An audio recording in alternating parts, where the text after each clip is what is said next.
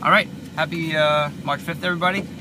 As usual, I don't think he's gonna come back with the answer to what he was getting to, because George starts off with questions and never lets the guest finish the thought he had when he cut him off at the end.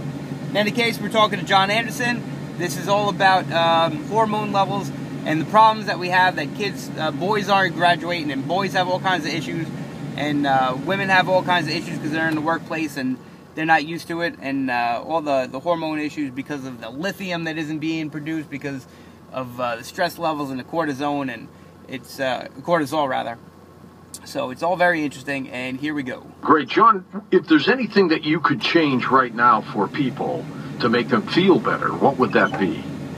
Well, I educate people to understand that 95% of what they buy in the store to eat is causing blood sugar levels to spike. And that then causes lithium deficiency in the brain, which leads to higher stress levels, which leads to indigestion, weakened immune system. And that would be a key factor for people. We mentioned before that just 2 pieces of bread now has the effect of 2 tablespoons of sugar. The energy drinks that people are drinking today are just packed with, high levels of stimulants. Now, moderate coffee use, we talked about, is okay for those that wish in that direction. I'm no longer disapproving of that, but what we get is this addiction. And we have this boy crisis that we started out in the show talking about, with all these boys not finishing college. Not finishing is a symptom of ADD. It's a lack of motivation. It's a lack of focus. And what doctors are told, and what doctors tell parents, is there's no side effects of giving your child Adderall or Ritalin.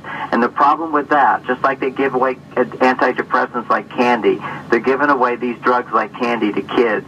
And the FDA classifies Ritalin and Adderall as a Class C narcotic, which is the same category as cocaine. It's doing the same things to your children as methamphetamines, speed. This is what we're giving to our children, and close to 1 out of 5 boys in America is being diagnosed as ADHD and given speed up until the time when they're adolescents. As changing their brain. They don't even know what it's like to have a normal brain, and it's a tragedy. It should be against the law, and of course it is against the law to sell drugs to minors, and yet we're prescribing it for them. And there's been 2 double-blind studies in Italy which have shown that the simple supplement grape seed extract and vitamin C has proven to be just as effective for children with ADD and ADHD as Ritalin and Adderall. These are dangerous drugs we give to our children, and parents are not told that there's a natural alternative to the most inexpensive supplements you can buy. Grapeseed extract, 300 milligrams a day, and 600 milligrams of vitamin C taken together is proven to be just as good as Ritalin and Adderall. There's no need to give children these drugs, and yet they're given these drugs. Too much. Overprescribed America. Overprescribed America once again, and we just keep seeing it. And I don't know if most people know on the show that 80% of our national budget is health care. 80% of our national budget is health care. This is insanity. We are a very sick society, and as we mentioned earlier, that if we can come back to balance in our life, there's behavioral things we can do to lower stress, and then there's nutritional things. And we can't ignore either of them. They're both very, very important for us. And, when it comes to behavior, we talked about this role reversal that's taking place as, women are going into the workplace. We need to change the workplace so it's a more hospitable environment for women. And right now, women complain. 90% of women complain. They feel excluded. They feel unappreciated. They feel that they're being judged by a different standard. And this is all because men don't understand women. And we can't see the strengths that they bring to the table. The flip side of this occurs in the home, where young men today are being feminized. They're expected to behave like girlfriends, and of course then they'll lose their attraction to their partner, and women lose their attraction to their husbands. And what we see is that the passion that couples can experience goes away very quickly. Yeah, it goes out the window, doesn't it? It goes out the window. And today's generation of people, basically feel that there's no passion, that I don't want to be in this relationship. That's becoming more and more common. And the reason that passion is so important, you know, in the days of Romeo and Juliet, passion and romance were not that important. The only reason we think of Romeo and Juliet as romantic couples because they died before they got married. You know, the honeymoon period was accepted. But today people want more of that. And it's because the hormones of romance and passion are actually the hormones that lower stress. And that's what we're really looking for, is ways to regulate stress in our lives. And I know you have a guest coming on talking about the importance of meditation. For many men and women, meditation can be a really good tool as well. But you can meditate all you want. If you eat the wrong things, it's not going to work. Or if you keep having a lifestyle where if you're a woman, and you don't do those things that will help balance your hormones, the things that are more feminine, that connect with the feminine side, the oxytocin-producing activities. Here's a little tidbit. Go for a walk. If a woman goes shopping, and she didn't have to buy anything, but she goes shopping and she's not in a hurry, her oxytocin levels will go up.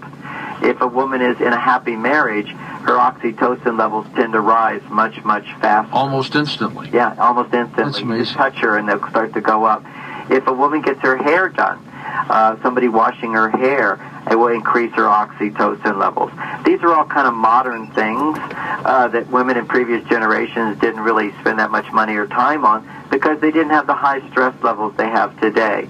We really have to study, and people need to take focus that we really are going through a major crisis, like you're talking about the economy and the world order. This is such a massively transformational time. In my opinion, and of course it's my view, the greatest transformation that we're seeing is this huge imbalance of men and women, where men are becoming more like women and expected to be more like women, and women are expected to be like men. And I see the future of America because I've been to Europe where they're very, very advanced in this, and it's what I would call gender blindness. Now, if you go back into the days of Egypt, when I was in Egypt, I was told this, that in order for the pharaohs to subdue the Jewish people as slaves, one of the rules was that the men were only allowed to do women's work and the women would do men's work. And that would weaken them and keep them from standing up to authority. Now, that's just an interesting thought, but look at what's happening today. Seriously. Whether who's behind it or whatever is happening, what we see now is 2 to 1 women graduating from college and getting the jobs, and so many more men out of work and staying at home. And I'm for balance. I think that the world is at a place, like when the atomic weapons came in, we were at a place where we could destroy ourselves or save ourselves, so to speak. But we have the potential now.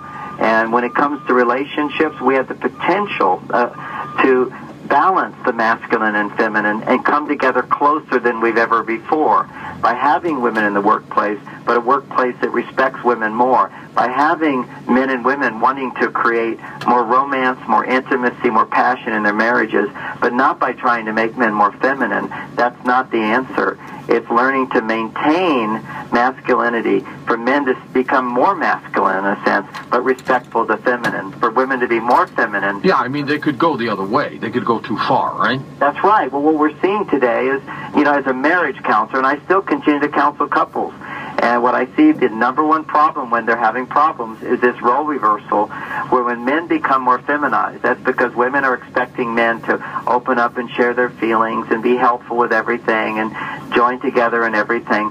What happens when there's too much closeness, kind of like girlfriends would be, men lose their attraction to their partners. Men start feeling overwhelmed like women are feeling today. Let's take some final calls here, John, okay? Yeah. They're lining up for you. Jenny in Uniontown, Pennsylvania. We'll get you going here. First-time caller. Hi, Jenny.